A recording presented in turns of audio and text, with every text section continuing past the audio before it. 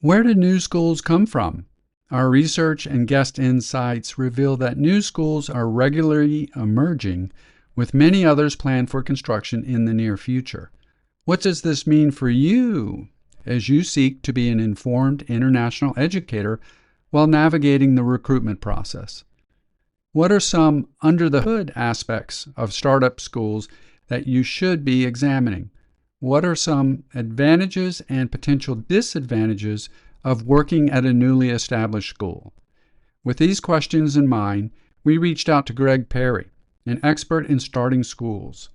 Greg leads Global Services in Education, GSE, a company that he founded that collaborates with investors, developers, and school management providers to design, build, and manage new schools. Greg has extensive experience teaching in international schools, allowing him to share valuable insights on what you, our listeners, should consider when interviewing with startup schools. Be sure to have a pen and paper ready to jot down questions for potential interviews you may have with new schools entering the international education scene. For this episode, we focused on a few guiding questions. What do international educators need to know about the rapid growth of new international schools?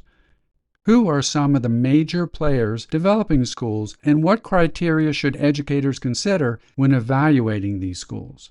What are some current trends in international education? Check out our show notes to learn more about Greg's extensive experience in international education. This episode was recorded on April 9th, 2025. Get ready for a fast-paced interview packed with practical strategies to help you prepare for your next recruiting effort. Join us as we get to know Greg Parry, who seamlessly combines education, business expertise, and values to build schools and communities. Hi, Greg. It's wonderful to meet you, and I'm so excited to get into this episode. Welcome to the Educators Going Global podcast. Thank you for being on the show. Thanks very much. It's great to meet you both as well. Thanks for having me. Yeah. So tell us, where in the world are you at the moment? So I'm actually in Saudi Arabia, in Dammam, which is near the Bahrain border. We split our time between Malaysia and Saudi Arabia. We have projects in both locations. We have an office in Riyadh, but we're currently based in Dammam because we have a university here in Dammam. And so we provide input into school improvement of the university and also run the language program of about 2,000 students in the university. Well, that's fun. We've been to Dammam a couple times, haven't we, David? So we start off usually by asking our guests to share a going global story. Have you got one for us? Sure. Yeah. Well, as you may know from my accent, I'm Australian and first went overseas in 2008, where I was principal of an American international baccalaureate school in Dubai. And I guess I had this grand vision of maybe we could do this better than other people. We had this view that maybe we could run international schools better than we'd seen before. And that was a lofty vision. And I guess we realized that was probably naive at the time, but it was a lofty vision and we were pretty excited about it. The first project we did was in India, launching an international baccalaureate school there. But I guess the most interesting story in that early phase is probably to talk about the first 8 years that we lived in China, which was straight after India, where our first major project was that we worked with the oldest living descendant of Confucius. Ooh. And Mr. Kong engaged us to do a really interesting project where we created a school model which connected British curriculum, American curriculum, and the Confucius Six Arts or Analects. And that was a fascinating project to get to know a very interesting man. And I could talk for hours about those interesting experiences, but culturally quite amazing and fascinating. But from an educator's point of view, also fascinating to be able to bring these two curriculums together, and the cultural aspects of the Analects was very interesting.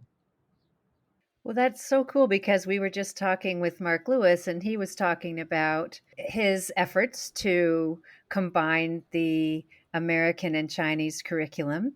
And we are soon to talk to Jim Rees, who has also got a project in China where he's looking to combine international baccalaureate with the Chinese curriculum. So you're our third guest, and I didn't even know this was a thing. So now all of a sudden, it's like you buy a white car and all of a sudden you see white cars all over the road. But that's very cool. Interesting. Yeah, so let's move into the guiding question. And this just makes me think of our recent shows that we've been hitting on the theme of how to start a new school and what's happening in the world of new schools for our veterans and our newbies to learn more about them. So we have two big questions for you because you have so many different experiences. So I'm going to share the questions and then we're going to drill down. Sure. The first one is, what do international educators need to know when it comes to the rapid building of new international schools? As in, who are some of the main players and what are some criteria to look for in new schools? So this isn't a how to start a new school, but it's for our listeners who might be going to new schools and what to look for. And the second question gets to your website and your blog, where you wrote about current trends in international education and what you've seen through the building of new schools. So we're going to get to that in a little bit too. So let's unpack the first one a little bit. And this is one I'm so interested in. Who are some of the main players? I know there's so many different individuals, investment groups, corporations who are building many of these new for-profit schools. So could you share a handful for us? Sure. Well, probably one of the earliest and biggest ones that really led the charge was GEMS, which was launched by Sunny Vaki and Sunny Vaki's mum, I believe. Sunny Vaki's from India, and he launched a number of schools. And certainly, I'm not sure if they still are the biggest, but they were the biggest for a long time. And what was unique about his strategy was that he created a school model that was very diverse, in the same way that hotels today have three different tiers of hotels. I mean, if you go to a Hilton hotel, there's three different tiers of Hilton hotels. What he did with GEMS is he created three different tiers of schools as well: premium, middle, and a value proposition, I guess, for more affordable options for families as well. So he certainly led the charge and still is very, very big. But beyond that, we have Nord Anglia, Cognita, ISP. So there's a number of really big groups. And look, to be honest, they're expanding. Strategically over the last few years, those school groups have got bigger and bigger because the demand for international education is really, really strong. With a rising middle class and expanding middle class in developing countries, there's a demand for high quality education that governments can't necessarily provide. And these large groups see the profit opportunities and the commercialization of the schools, and they really are expanding very fast. And then I'm guessing they're country specific ones too, so that you're sharing some of the regional ones, and then there are more individual ones per country, I'm guessing, right? Yeah, there are. There are some that focus mainly across India, mainly across the Middle East, mainly across Asia as well, Southeast Asia, and of course China. And there's different segments. So you've got, I would call it family offices, wealthy Right. family offices and groups that have set up international schools. You've also got the branded schools from the UK and the US that have expanded, and sometimes they're working independently, like in a franchise style model, or sometimes they're licensing out the opportunity where you've got family offices. So, for example, maybe in Asia, you might have a group that has the license to set up 6 to 8 famous schools from another country. So, those groups are sort of rapidly expanding as well.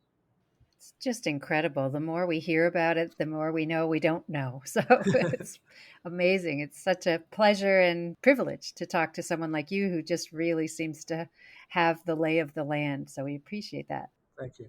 Thank you. So we're looking at this from the lens of international educators recruiting, perhaps for the first time, perhaps for the 10th time. And we know that there are criteria that those teachers should be looking at, whether the school's been around for a while or whether it's new. And we, in fact, have a blog post entitled Profiling Schools, Cities, and Countries that can help with this process, no matter the age of the school. But with your experience in starting new schools, we'd appreciate your sharing some of the criteria from a new school angle. And with that said, what should teachers be looking for when it comes to starting with mission and vision?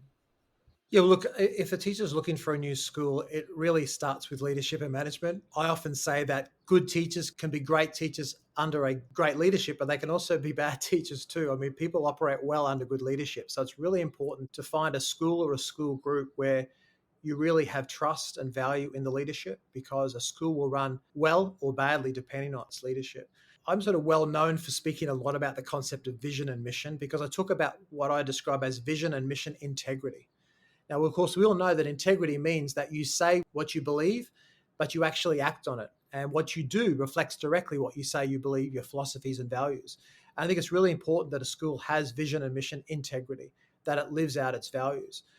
particularly in developing countries where the international school market is new. You'll have a lot of commercial operators that are launching schools, and they might have a beautiful website and they might have claims of what they're going to do. But do they have vision, mission, integrity? Are they actually doing what they claim to do? Are they truly international, or are they just a local school that happens to be offering Cambridge or an American curriculum? So that concept of integrity and mission is really important to me, making sure the school is truly delivering on its promises and what it aspires to do as a school. And I mean in terms of being international, but also in terms of curriculum delivery, caring about kids, making sure we have high academic standards and those kind of things. So you mentioned a little bit there about websites and such. So taking the mission vision, we know that some schools are very good at marketing and branding. So the question is, in a positive way, if you're looking at a school that's brand new or been around for a few years, what can one look at through the website, through their social media, to try to decipher if there's integrity there? Or do you just basically, you have to go to Reddit, you have to go to message boards to find out if there's true integrity? I really appreciate the way you framed that. Yeah, it is really tough because, to be honest, I don't recommend going to or spending too much time anyway on the review sites and the message boards because they're very misleading. People tend to message when they've got complaints, don't they? Not necessarily when they've got commendations. So I won't name the sites, but there are sites out there which you can go to and that has reviews on them. But I often find that they're very misleading because they're places that people go when they've had very negative experiences that may not give the complete picture. Having said that, I do believe that, the world's much smaller now. We have social media, we have ways of connecting with people. So there is a way to connect with people who are already in the school, way to connect directly with the leaders, far easier than it was maybe 20 years ago. So I really do think that's important.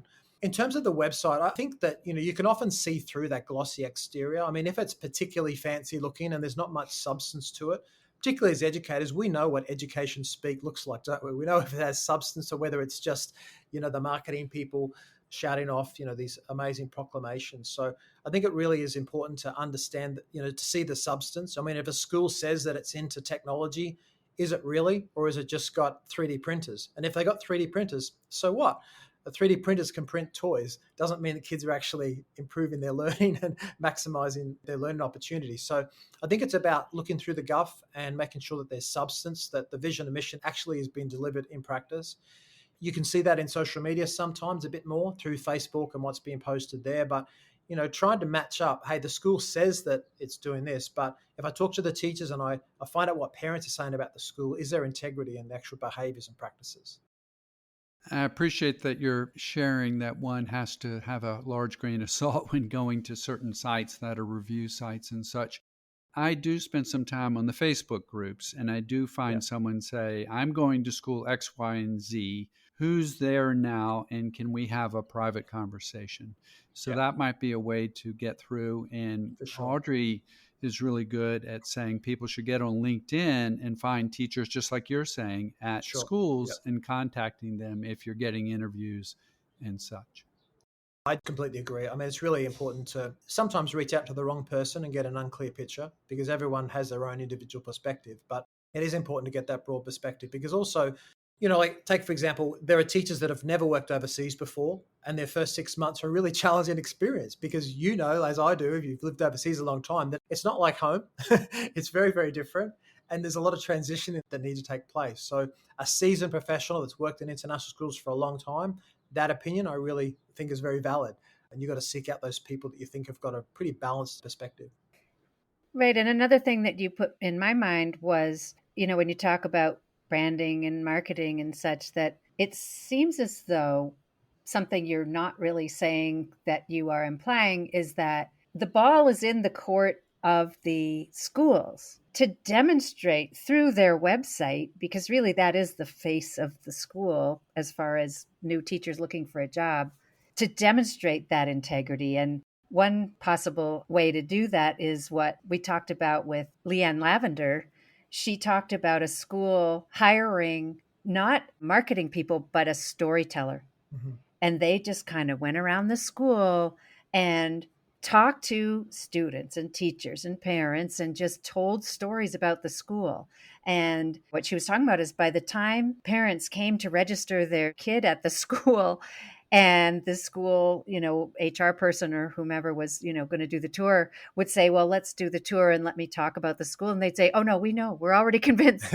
And so that's maybe one way that schools could, but it does sound like the onus is on the school to do a better job of demonstrating that integrity. Look, it really is. As much as I also coin the phrase vision, mission, integrity, I also talk a lot about the concept of signature experiences. Like if you think about if I go into Starbucks or some of the big chains of the world, I'm going to have a signature experience. There's going to be some things that I'm always going to have no matter where I am in the world when I walk into that store, hotel, or have that experience. And it's the same thing with schools. I don't need to look at the website to understand the vision and mission if it has integrity. I can spend 20 minutes or an hour in a school and walk around, and I can get a sense of, if it's a good school or not, don't you? Because you just get a feel for it. There's something about it that feels good. And so the signature experiences represents the behaviors in practice. They represent the vision and mission in practice. What do these behaviors look like? The school might say that it cares about kids. Well, they say they care about kids, but they have a zero tolerance policy on certain things. There can sometimes be that conflict. So I think that schools need to work really, really hard on converting vision and mission into signature experiences. And then, as you say, telling the stories of the signature experiences, shining a light on good practice, because marketing's great, but parents are going to tell their friends about whether it's a good school or not. They're going to share those stories about current practice to their friends, and that's what builds a great school. I think the other thing is that seasoned professionals can see is when they look at the website, they're trying to see who's really running the school. Is it run by educators or the business people? Is it run by an experienced educator or someone that was previously in real estate that has a passion for schools and then wanted to set it up and operate it their way? Now, don't get me wrong, I'm not against for-profit schools. I think those days are gone. There was a time when we might have said, don't touch a for-profit school, only go to a non-profit school. I think those days are gone because there are many non-profit schools that are incredibly wealthy.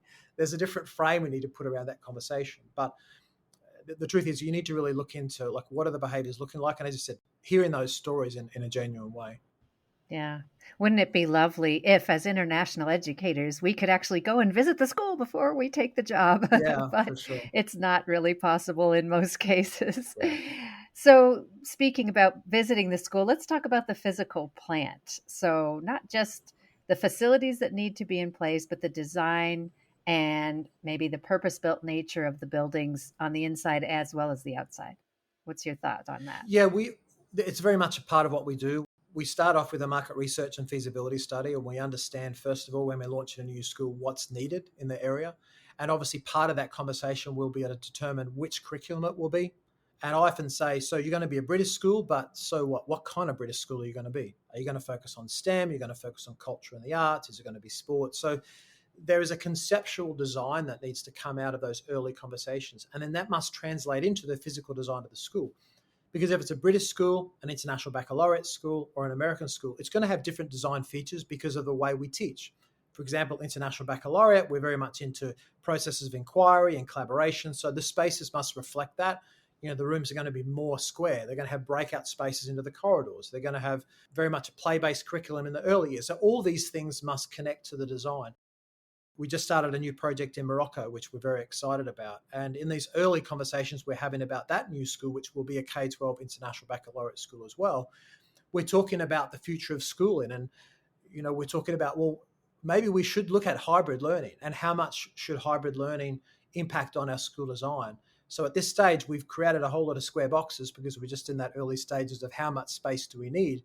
But those square boxes, i.e. classrooms, might very well break into small purpose-built centres, for independent learning and ways to transmit learning to other locations.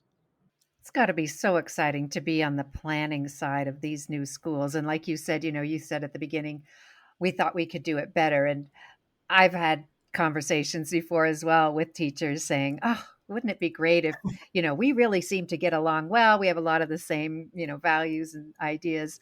What if the five of us or whatever started a school? And I love hearing this. So this is fantastic. It is fun and challenging as well. And back on the money and the financial aspects, that's another thing that we had to learn really, really quickly. And I think we've been relatively successful because we've been able to bridge the gap between education and business. I often say that without money, there is no mission. And without mission, there is no money. And sadly, there's a different paradigm between the educators and the business side. And both of them are incredibly valuable and important. But you have to create alignment because you can't have the educators on one side saying, hey, I need all this and wanting to spend all the money in their particular way without understanding the financial issues that are attached to that. And you can't have business people on the other side making all the decisions from their commercial perspective. So you have to have that bridge between the two. You have to have alignment, and they're not necessarily in conflict. The outcome of an incredibly great school is kids that go on to make a difference in the world. And that's going to be profitable, but also it's going to have impact. We've all taught children, haven't we, that we know that have gone on to do some great things. And they are a product of a school. They went on and did things because of a school that was run really, really well. So they don't need to be in conflict, but they need to be in alignment. There has to be this understanding of both the business and the educational side. So you're leading into a question I wanted to ask about finances, and I think you've pretty much answered it. And one, I guess, sub-question would be, what is resourced and what is not? And I'm picking up a thread that's running through this conversation that most of what we're talking about is going back to that mission. And we talk about that so much.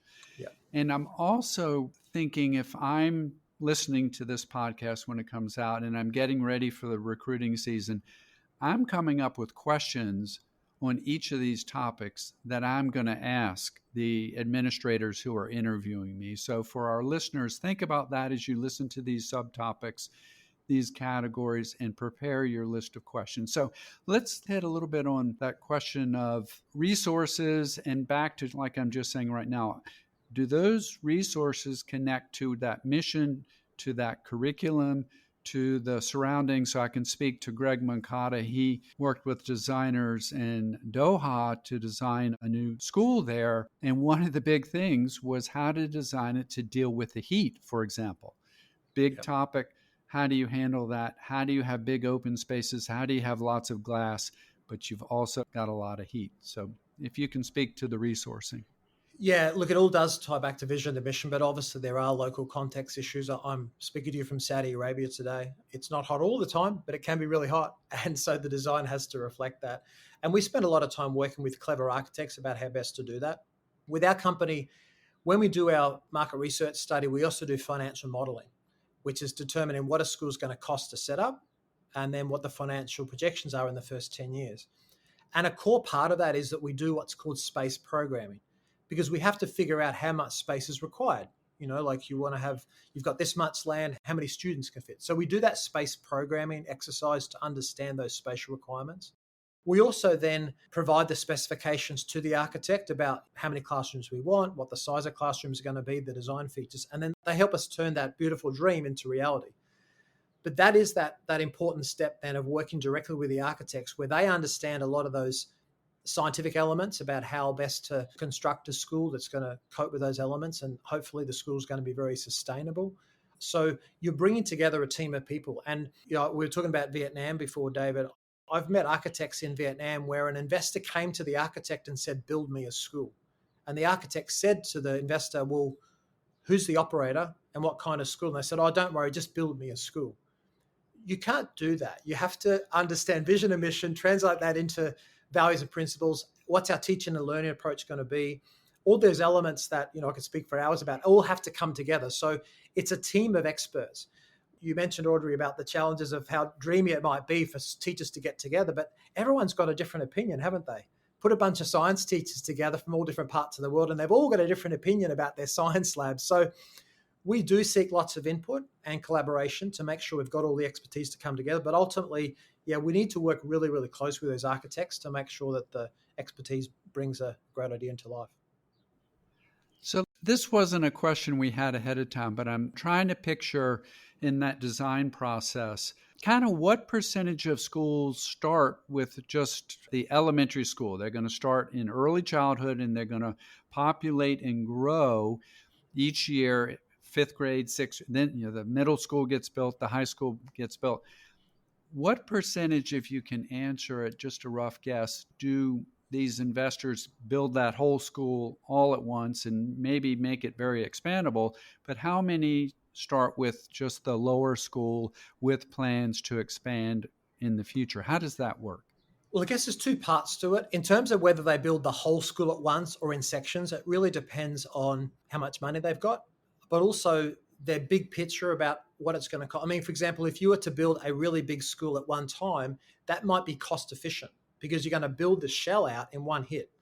If you build the school over 5 years, the price of steel, the price of concrete, all those things might change over time. So in some countries and some locations, an investor will choose to build the whole facility, the shell, at one time because that's more cost effective and maybe they can afford to do so.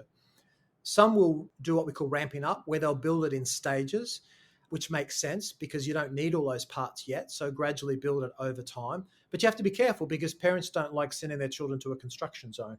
You might have built the early years and then you build in the middle school and so you've got construction for about the first 5 to 7 years. But in terms of when we design the financial modeling for a school, we design the ramp up carefully because you never open up K-12 at one time. It's too expensive. I often say that when you set up a school, teacher costs are relatively fixed. They're fixed costs. It doesn't matter if you've got 5 children in the classroom or 25 children in the classroom. Your costs are relatively fixed because 50 to 70% of operational costs are teacher salaries. So we recommend ramping up slowly. So you might start K3 and then you build on 1 year at a time or a couple of years at a time, and you gradually ramp up slowly. Otherwise, the school is going to bleed financially in a really bad way for a number of years because they've opened up too quickly. They have to employ far too many teachers to offer all the subjects. They've only got 2 or 3 kids in every class. So it's a strategic plan based on market demand, and we help investors do that by ramping up the plan strategically.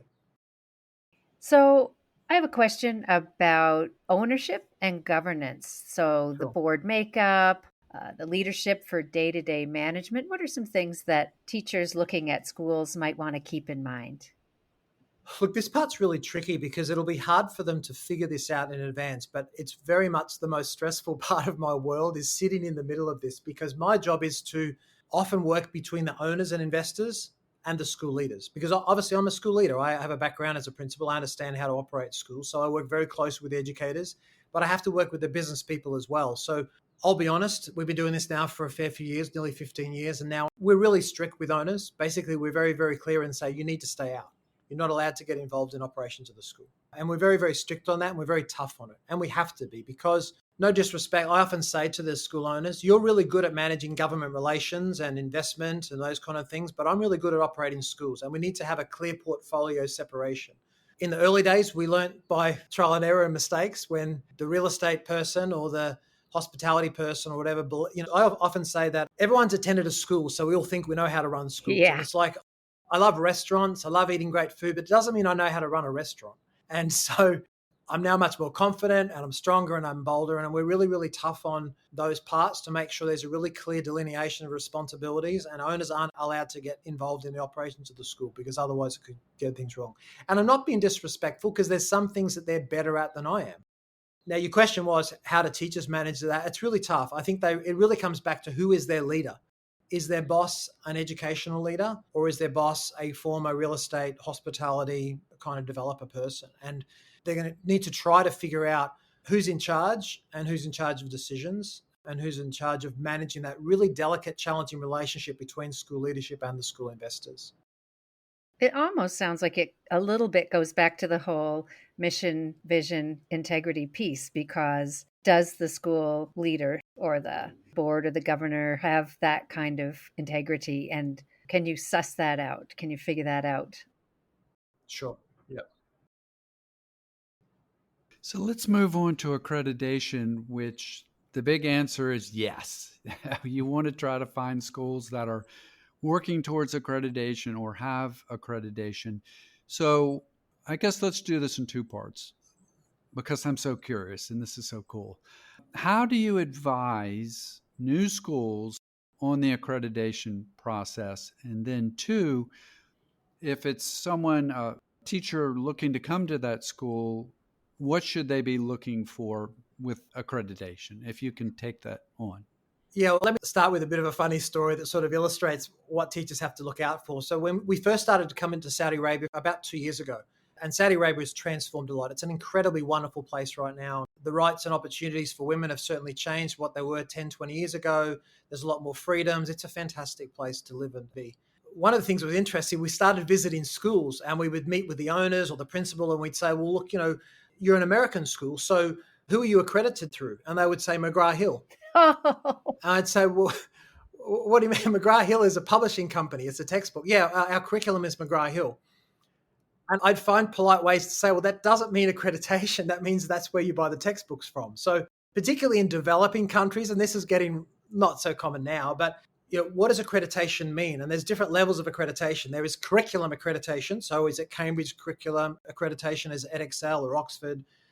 Is it American? Is it IB? So there's different levels of accreditation. Then there's international accreditation, such as CIS or WASC or other ones as well. So there's different layers that teachers need to understand about accreditation. So I won't name all the different accreditation bodies, but some are more valid than others, and teachers need to understand. And I mean, we have an article on our blog site about that. There's different accreditation models to consider.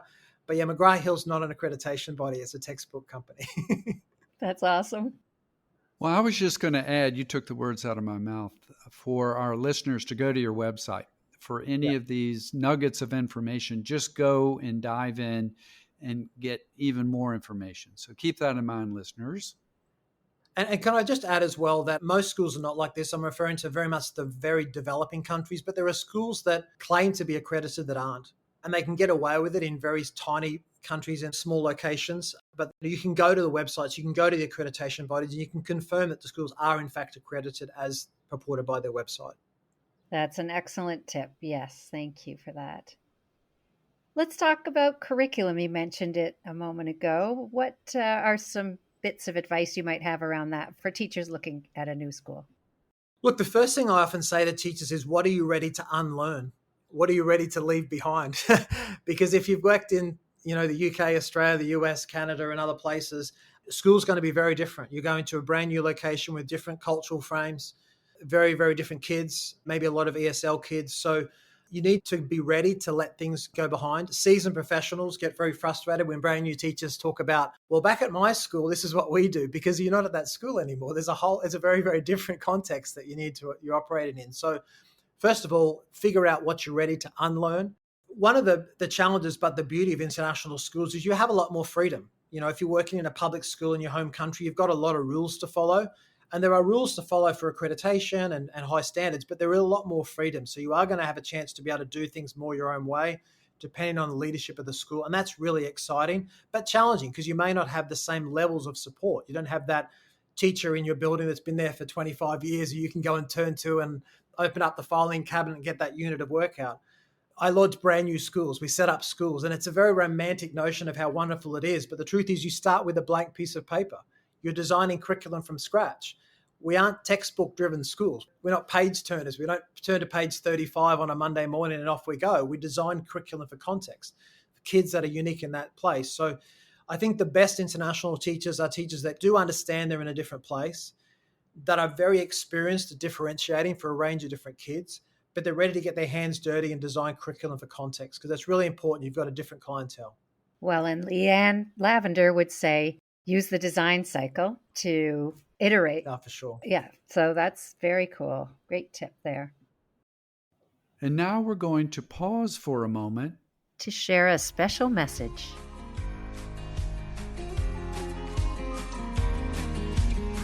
Hello, listeners. We are so happy and grateful that you're here with us.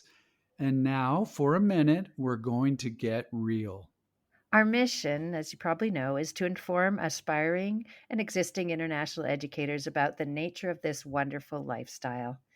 For 3 years now, we've worked hard to live up to that mission.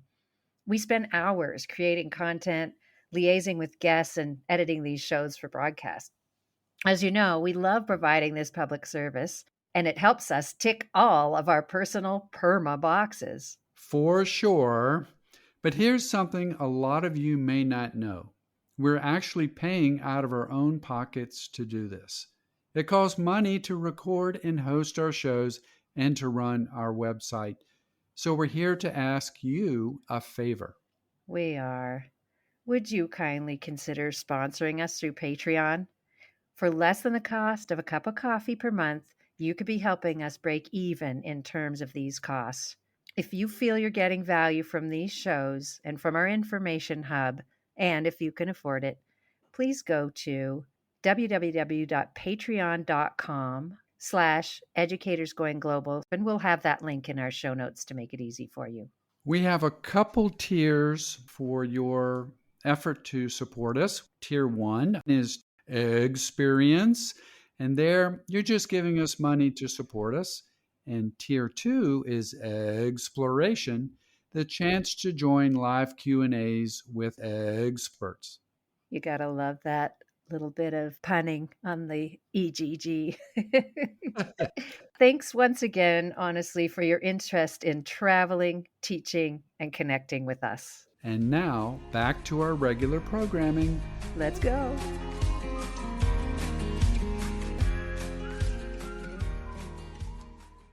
All right, so school policies, teacher, student, parent handbooks, we want those to be present.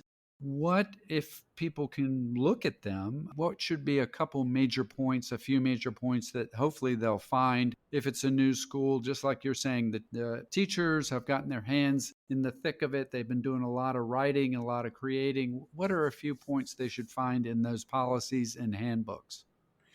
Yeah, and that's very much what we do. I mean, we very much provide turnkey solutions for setting up new schools. So we do a lot of that work in the early days. And the way we approach it is that the school leadership and a brand new school needs to start with something.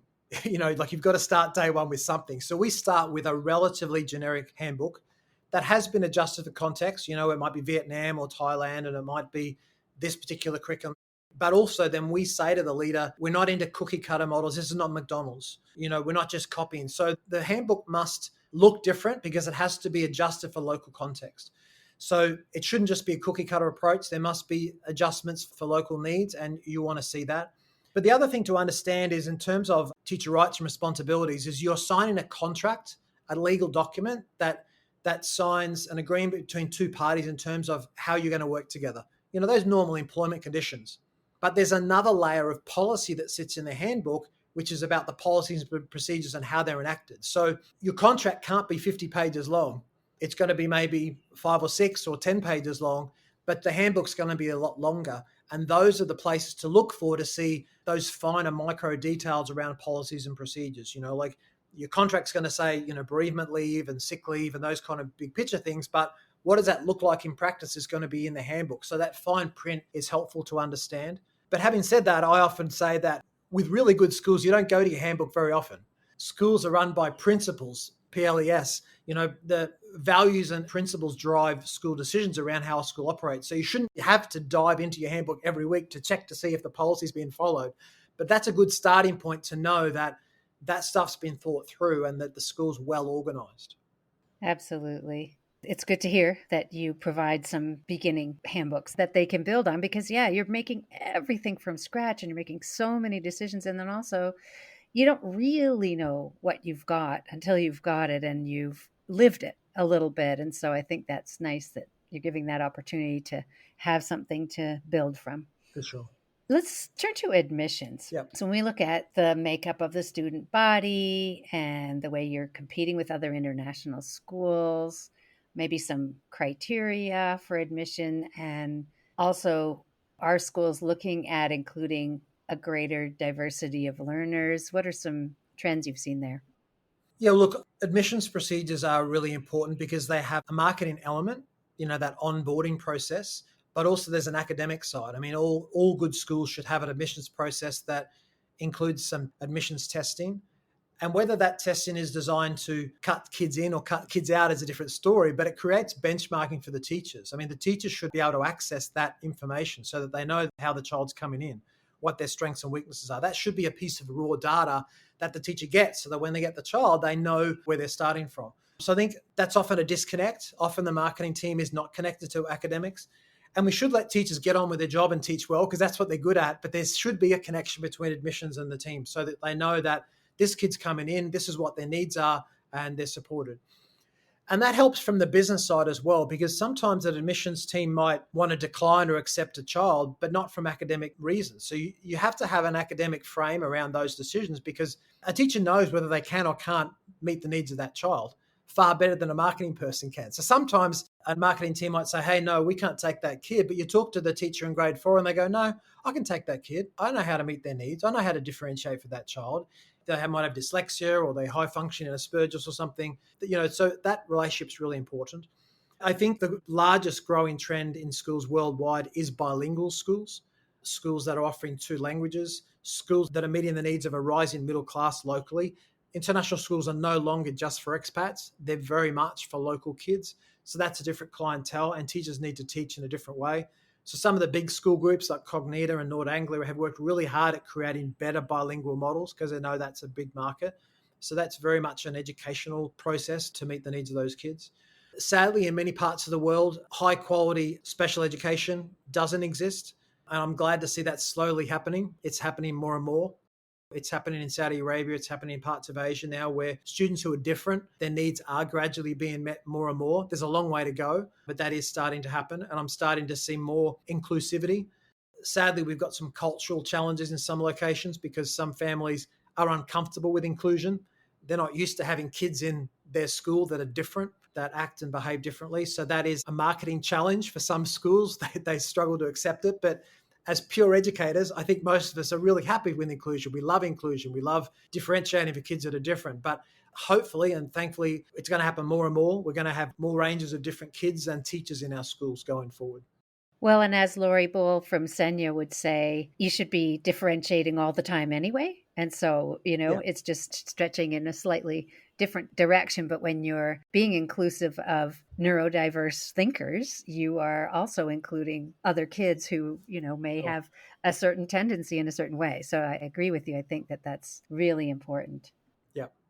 I can see a good question for someone in an interview session saying, tell me, principal or head of school, about your admissions office and your admission procedures, and not really saying a lot more, because what they would look for is just what you said, that they would want a portion of that admission process to build a profile of that student. So it's needs driven, so that it will help the teachers. I think that would be a nugget that people would want to look for.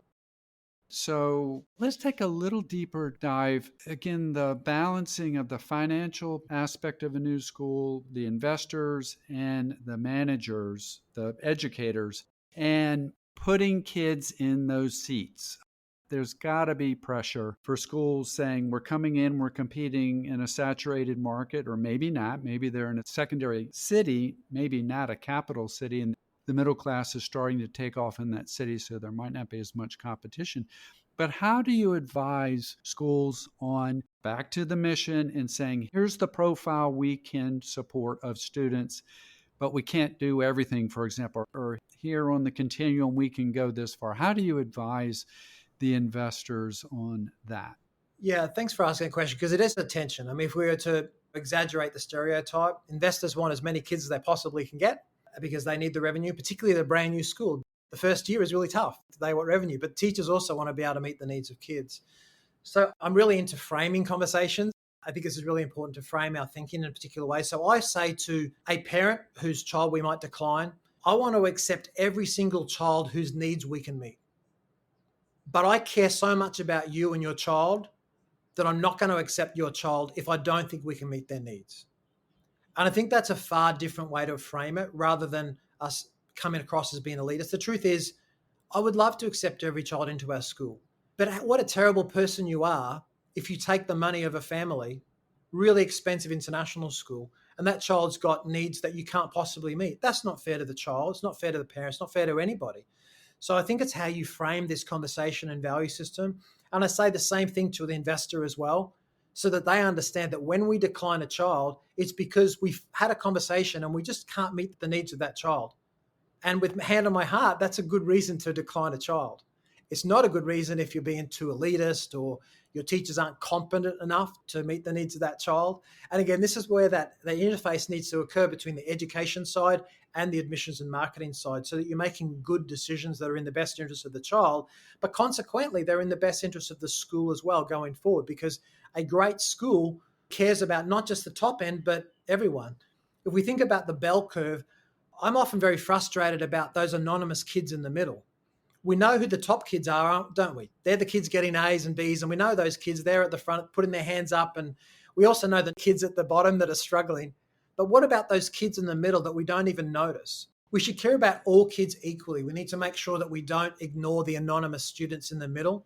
We care about all students to make sure that all kids are successful, the C's, the B's, and the A's. All right, let's move to recruiting. And we have so many shows and resources on our website where we discuss what one should hope for in the recruiting process, what it should be like to go through interviews and such. So let's frame it, and using your term, I like that word a lot. Let's frame it for that person interviewing with that new school that's only been around a couple years. Let's do it from two angles. What should the school be sharing in enticing or searching for the right fit, the right people to bring in, and what should the experience of the teacher be in that interview process? So again, both sides, if you could discuss that. I often say, look, I'm very involved in structuring salary packages for teachers, obviously, because I'm involved in the financials of the school and I'm very involved in this early process. And I often remind people of Maslow's hierarchy of needs. That people don't join a school for money, or maybe they do, but they don't stay for the money. They stay because they want to work with the people and they feel valued and appreciated. There are many people that stay at schools a long time, not because it's the highest paying school in the world, but it's because they really love working there. So I recommend to teachers to understand the full picture and a realistic picture.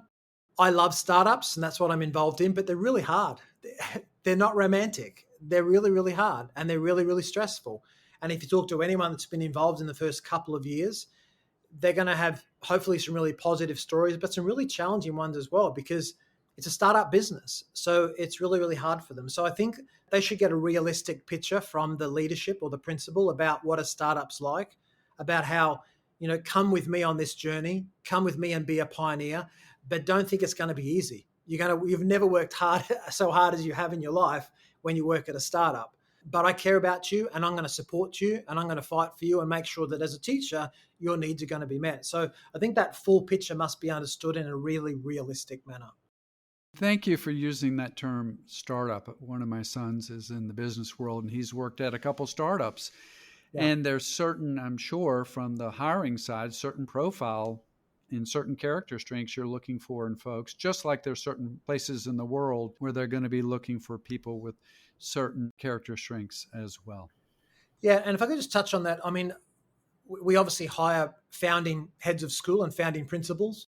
And people assume that what we're looking for is the most experienced, highest profile person we can find.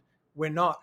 We're looking for startup leaders. We're looking for people that roll their sleeves up, that can empty boxes, that can sweep floors, that can stand in front of an audience with a tie on and look fancy. But on the other hand, they can do all the hard stuff. So we're looking for down-to-earth people that understand education and curriculum, but they understand what a startup is. It's not all glamorous.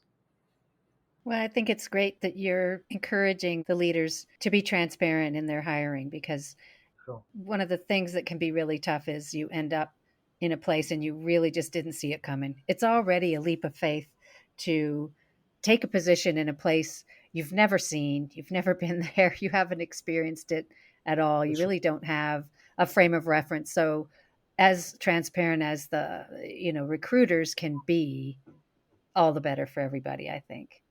Definitely. So we're talking about staffing. So let's dive a little more into that. What should potential hires look for when it comes to their work life at a newly founded international school? And then maybe if they have families, what kind of support for their kids might they be well advised to look for? Look, I often say that you will work hard and you'll play hard. And I don't mean that from a party atmosphere. I mean that you'll possibly never have worked so hard in your life as you have in some international schools, because you're going to work really long hours and you're going to be really committed. But you're going to have some great holidays too. When I first moved to Dubai, I had a fantastic time. It was a great place to play. And then from Dubai, I went to some wonderful different countries and saw amazing things. But they work really, really hard. And in terms of their children and families, your colleagues will become your family. I can tell you many stories where I have been or I've lent on my extended family, which was the friends around me, for death and sickness and all those things that normally you would be supported at home. You're going to be supported by colleagues. And some of my closest friends are like family to me because they were with me during times of crisis, and hopefully I supported them as well. So with families, your children are going to connect deeply with others and you're going to build a really, really strong network. If I can speak to work-life balance, I've also got maybe slightly different opinions about work-life balance to some as well, because work-life balance is a real challenge and it's something we talk about on a regular basis. But to me, work-life balance is sometimes about working really, really hard so you can switch off. one of the problems teachers have is it's very hard for us to switch off, isn't it? We're working really hard during the daytime and we go home and we're at the dinner table, we're watching TV and we're thinking about that kid we had during the day and what we're going to do the next day. And we've got grading and a whole lot of things. So I often say to people, not just in international schools, but schools worldwide, it's about being present where you need to be at the time. So when you're at school, be present. Have a really high work output, get it done. Work really, really hard and have a high work output. So be present in the workplace. Don't just dither around and muddle through your day. And when you're at home with family and friends on weekends, be present. Be present with your loved ones. Be present with your friends. Play tennis, play golf, watch TV, go to the movies, do all those things, but be present socially. So don't be on your phone and all those kind of things. So to me, work-life balance is not about 9 to 5. To me, it's about being present in the space you need to be to create that better balance. That's fantastic advice. And as a life coach, I'm right in your same mindset there. I love it. All right, let's move to our second guiding question. Boy, you just knocked it. I use this term a lot. It is baseball season. You knocked it out of the park there, Thank you. Greg. Thank you very much for that. So let's move to our second question. And to our listeners, I know you're probably going, this guy knows what he's talking about. So he probably knows what are some trends in international education. And you recently wrote a blog post about trends for 2025 and going forward. So could you share a few of the points you made in that blog post that you wrote? Yeah, look, I got a lot of positive feedback on that post. So thanks for bringing it up. I think, and I don't have it here in front of me to remember the key points, but I guess what's comes to mind that I wrote in that post was that globalization, we talk about it, but globalization's happening. The world's getting smaller. And certainly as the world's getting smaller, people are getting more mobile. And certainly we don't see the world as being just our country or community, but we see the world as one big picture.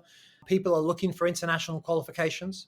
They want their children to be able to attend universities anywhere in the world, not just their local community. So there's a demand for IB, British, American, Canadian, Australian curriculum. So that's definitely a movement in that direction. In terms of new developments, Saudi Arabia is expanding rapidly. It's incredible how fast Saudi is expanding. It's the number one fast growing area in the world right now, I believe. Another thing that's expanding rapidly is Africa, a rising middle class driven by increased investment by other countries such as China and places like Africa is building the economies very, very strong. As families become more affluent, they're less satisfied by the quality of education available to them. So therefore, what's happening is that they're demanding private education and international schools. One of the barriers, though, for international education in developing countries is the cost, because foreign teachers are really expensive and high quality resources are expensive as well. So I think what's going to happen more and more is that, driven by technology, but also the fact that it can make schools more affordable, I think we're going to have more and more hybrid models of learning in schools. I think that's definitely the direction that we're heading. You know, we're talking a lot about AI right now and different methods of delivery. And if we go back 10, 20 years, we've been talking about flipped classroom for a long time. But I think we're going to get more sophisticated models of hybrid learning driven by technology, but also the fact that it makes schools more affordable for people in developing countries. The fact that you can have a teacher in the UK or US delivering programs into a school that's relatively remote, or you can have children that don't have to attend schools 5 days a week, 6 hours a day. They can be doing some of their learning from home. So I think that's a new direction. Obviously, AI is big, but AI is more than just ChatGPT. I mean, AI is far bigger than that. I think AI is very much becoming mainstream now, and some people are scared of it. I'm not scared of it at all. I think it's improving efficiencies. I know I use it every day. I was having conversations at our university today with colleagues about how they're using it, and they're using it to create great efficiencies. So I was talking to a teacher today about how they were creating sample pieces of writing using AI that students could unpack as models, perfect models and imperfect models, finding the mistakes, finding the errors. You know, like, it's really a great way that teachers could become more efficient with their time and can really accelerate learning for kids. So, as far as your predictions, we're 3 months now into 2025, and I'm curious, to what extent would you say your sort of 5 trends that you outlined come to fruition, the ones you've just mentioned, and what do you expect as the year goes on in terms of those trends? Yeah, I think all of them are moving really fast. You know, I often say about COVID didn't change education. It accelerated changes that were already afoot. We had no choice. COVID took away the choices. We had to deliver online learning and we had to do it really quickly well. And of course, not everyone did it well, but it accelerated a pace of change. One of the things I often say, though, that educators need to be mindful of is that as educators, you won't design the future of education. You won't. It's the commercial operators and business and the economy that will do so. So you better be ready, because you won't be the decision maker on what schools are going to look like in the future. You really need to be malleable. And I think what's happening is that AI is giving teachers the control. It's allowing teachers to have direct access to that technology. They don't have to go and buy a special device. They can use the technology relatively free. So that's, I think, really happening fast. I'm seeing marketing staff with poor English create beautiful emails now and beautiful marketing materials that they could never do before. And they're consequently learning from that process. So that's fast growing. In terms of the regions I mentioned expanding, we currently have 12 schools under contract that we're developing in Saudi Arabia. So that rapid expansion is happening. We have 4 projects under contract in Africa, rapidly expanding. I'm getting probably 8 to 10 inquiries for new schools every week through our website. Wow. And that can range from mum and dad have a dream, but maybe they don't understand how much it's going to cost, through to really big developers, So the demand is definitely increasing. And the fact that these we spoke at the beginning of our podcast about the large groups expanding, they're expanding based on demand. And what's happening is that those big groups are getting bigger because they're bringing together some of the smaller schools and helping them out. Sadly, there's been some real challenges in the UK I think there's been 17 private schools have closed in the last academic year in the UK due to some of the pressures with VAT, etc. So there are some pressures in the other direction. But to answer your question, I think those areas that I've mentioned are definitely on track and developing fast. So in your TEDx talk, you spoke about schools really moving in the direction of much more just-in-time technology integration, and both Audrey and I were instructional technologists, so that was part of our mantra in our jobs. Sure. And we've spoken quite a few times now on personalized learning, and like a lot of buzzwords, what does that mean? And I'm just wondering, where are things going in advising schools to truly design individualized learning pathways for students? Are you getting some traction on that? Yeah, we are. We've always talked about personalized learning. You're right. We talked about it for years, but it's always been hard. And connected to that is a concept of differentiation and designing differentiated curriculum for kids. That's always been hard, but it's always been our priority. I think what AI is doing for us, it's giving us some tools to be able to differentiate better. We know that there are tools and technology out there that potentially do some things better than teachers can. Teachers hate to hear this, but the truth is judgments can be made about language learning potentially better using technology than a teacher might be, because they're human beings. They can make errors and judgment. I was having conversations today with our teachers at university about ways that we can use AI not just to reduce workload for teachers, but to potentially do things sharper and better. That's going to continue to happen. And let's morph this a little bit more into a discussion I've shared once before. I was at Hong Kong International School in the early 2000s as an instructional technologist, and we would get together once a month. This was after we ran virtual school during SARS. And the idea came up to say, what about the idea of HKS having a whole separate section of pure online learning? Because back to the branding, that's a powerful brand that HKS had, and I'm sure still has.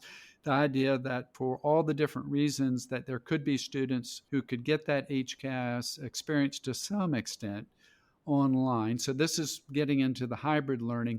Are you finding any of these schools, especially the ones franchising some of the big names like Harrow and some of the ones coming out of Britain, to say we're going to set up our brick and mortar school, but we're also going to have a fully online component for some students? Is anyone following through on that? Yeah. Look, I think I'm going to choose the right one. I think it's North Anglia that's done a lot of work in that area, and Cognita as well. But it's been a big area of focus for those schools. They've set up online learning programs. Cambridge now have a couple of schools in trial operating fully online, the Cambridge curriculum. So certainly there's been an acceleration in that direction. I would describe myself as an innovator, as someone that really tries to be outside of the box and somewhat contrarian, but also I would describe myself as a healthy cynic as well. I think it's really important to put a frame over these things and make sure that we're making decisions that maximize opportunities for kids. That genuinely is the best decision. We shouldn't do it just for the sake of it. So I think there are kids that do really, really well online, And there are kids that require maybe different kinds of experiences to do well. Like obviously bright, smart, independent learners, highly motivated kids do really, really well online, and technology makes that better for them. But there are some kids that are really going to struggle. So I think that's the way we need to differentiate as well, is that you just don't put all kids online. You put some kids online, some kids in different experiences and different kinds of technology for different contexts. We interested in experimenting. It's a long time ago, but back in around about 2004 to 2006, when I was principal in Australia, we did some experiments with that kind of delivery. I mean, that's before we had the technology we have now. We used ISDN cables, etc., and we delivered dance programs. So we had a dance teacher that was 300 kilometers away, delivering dance live to students in a small country town. We also delivered first aid training, where the practice for first aid training was done online and then the assessment was face-to-face. We even did cattle judging, where the camera was taken into a cattle yard and kids were judging cattle. So this was all experiments and planning, but it was interesting to think of what we can do today with technology, but we were experimenting back in those days. Oh, that's so cool to hear about those experiments. Are you familiar with Global Online Academy? Yeah, I've heard of it, yeah. Right. So what they do, because what you're so far have mentioned is a school having an online component. And what they do is they kind of fill that need for schools that maybe can't afford that or haven't gotten that far, because they offer all kinds of curricula, all kinds of programs and courses. So, for example, like a small school that has one kid that wants to do, say, IB physics higher level, and they just can't offer that for the one kid. And so GOA can fill that gap because they will have 5 kids from all over the world taking IB physics with one teacher. And that's how it's affordable for each school. And, that melds beautifully. So I just wanted to raise that again because we interviewed Michael Nachbar, who's the CEO of GOA. And I think that it's an excellent model, to fill those gaps for the schools that don't have their own separate hybrid opportunities. So I appreciate that, school, the idea that you can supplement your face-to-face with a portion of online schools. And that, to me, is a very hybrid experience.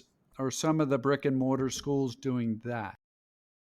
Yeah, they are. Like the flipped classroom is an old model, but that concept of having part of the school day online and part of the school, face to face, I think that's where that idea comes from. Our school in Malaysia, we've done some pilot and experimenting there where we've actually delivered programs into Korea. So the quick snapshot of that program is that a group of churches in Korea were dissatisfied with education in Korea. And they also wanted the education for their children to have their fundamental values and beliefs from Christianity delivered through their programs. So we created a hybrid model with them where the curriculum was delivered from Malaysia and then there was local support. So that was a nice mixed model of delivery across nations as well. So I think it still has a lot of work to go, but it's been an interesting trial and pilot that satisfies the needs of a particularly unique group of families that wanted a Christian education, wanted high quality academic outcomes, but in an affordable way.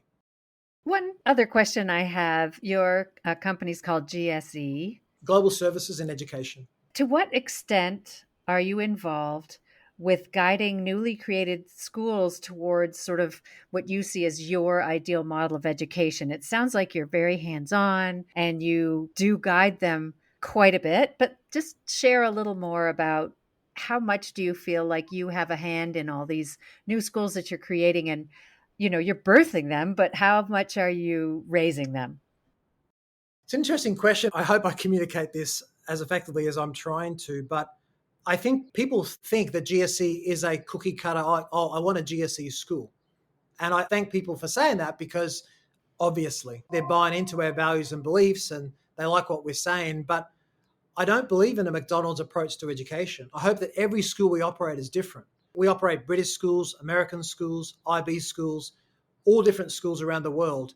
So what's similar about all those schools is probably our values and beliefs around leadership and some core principles around teaching and learning. The fact that we believe that all practice should be research-based, that we don't do things just because it's fashionable, but our decisions about good pedagogy are based on research best practice. But every school should be different. So I hope that when you visit a GSE school, you're seeing elements of good leadership, elements of best practice, a run of things running through the school. But I hope you see a different experience because I don't want schools to be the same in Vietnam as they are in Morocco or America or Australia or Canada.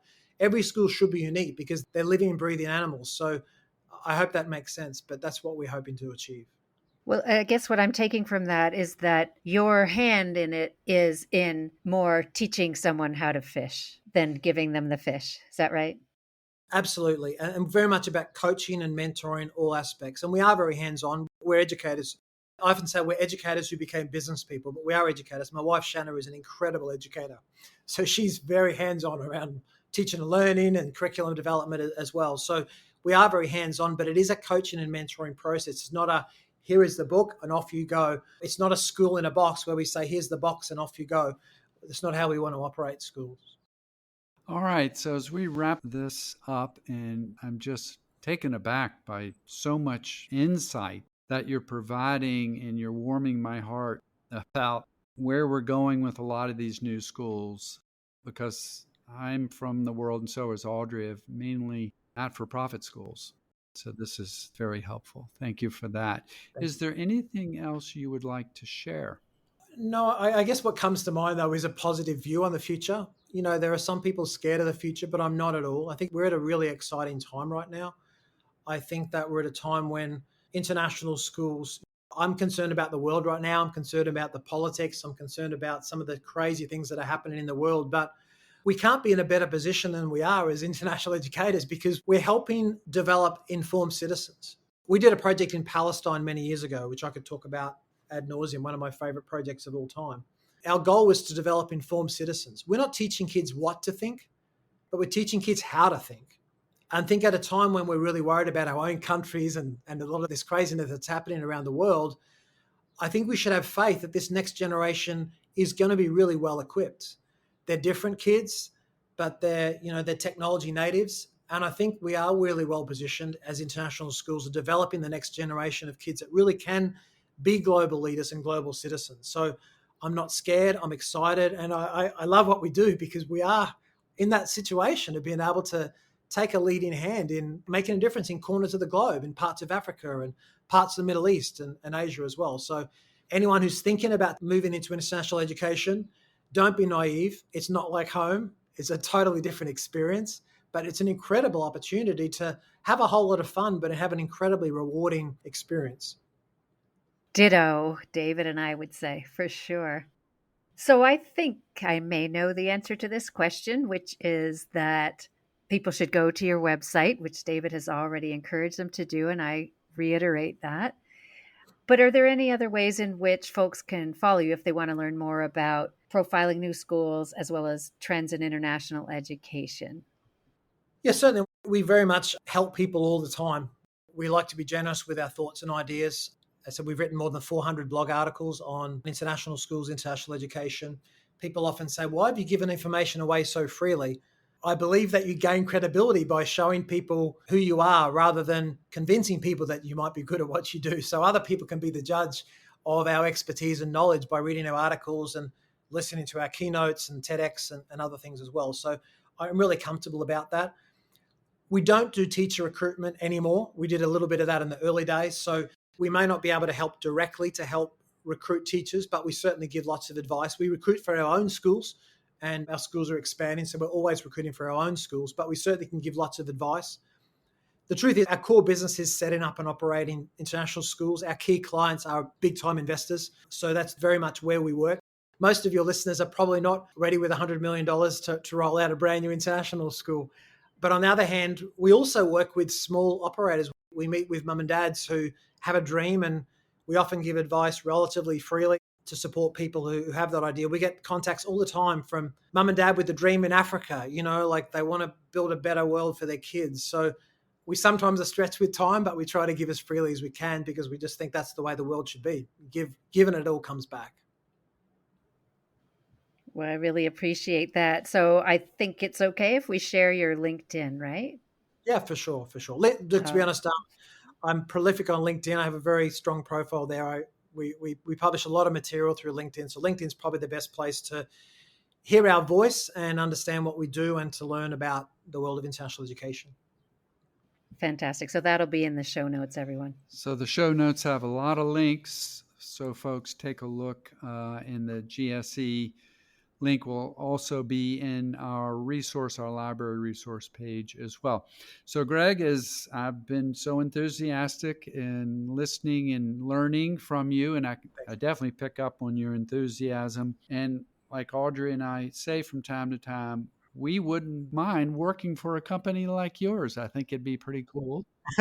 But I'm retired, For so sure, yeah. I don't think I'm going to do it. But it does seem like, and I was going through your website, you've got a great team there. So thank you so much for sharing so much helpful information. It's greatly appreciated. Thanks, David. Thanks, Audrey. I've really enjoyed talking about it, and thanks for inviting me to speak today. It's been such a pleasure. Thank you so much.